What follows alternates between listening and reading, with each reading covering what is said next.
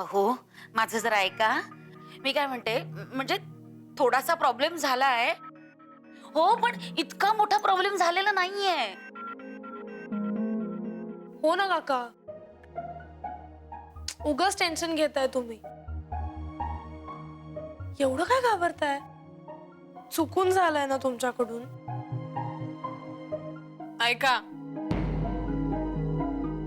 कोण कोणाला धीर देते ते ऐका.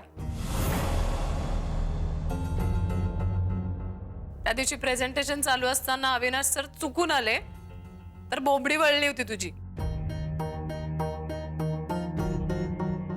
पण जुई मॅडम, त्याच्यानंतर तुम्ही जे प्रेझेंटेशन दिलंय ना त्याला काही तोडच नाही.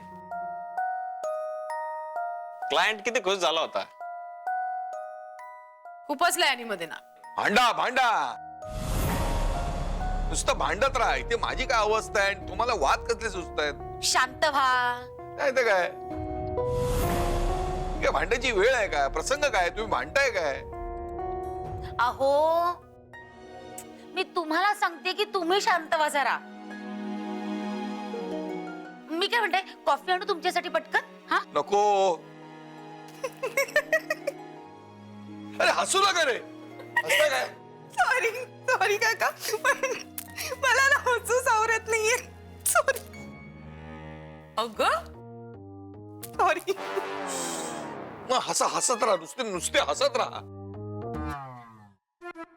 आता हसून घ्या.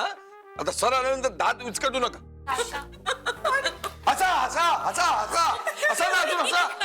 काय कदम, तुम्हाला काय वेड वगैरे लागले काय? हा,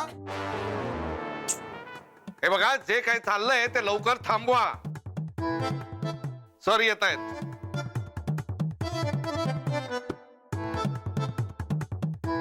सर मी आता कुठे जाऊ? कॉन्फरन्स रूम मध्ये जाऊ? नाही तर मी आज जात. नंतर मी काय करू, मी हे हाफ डे करतो आणि मी बाहेर. पण वाटेत सर भेटलं तर परत आणखी मी एक काम करतो, मी हाफ डे घेतो आणि इथेच कुठेतरी असं बसतो सर कोपऱ्यात.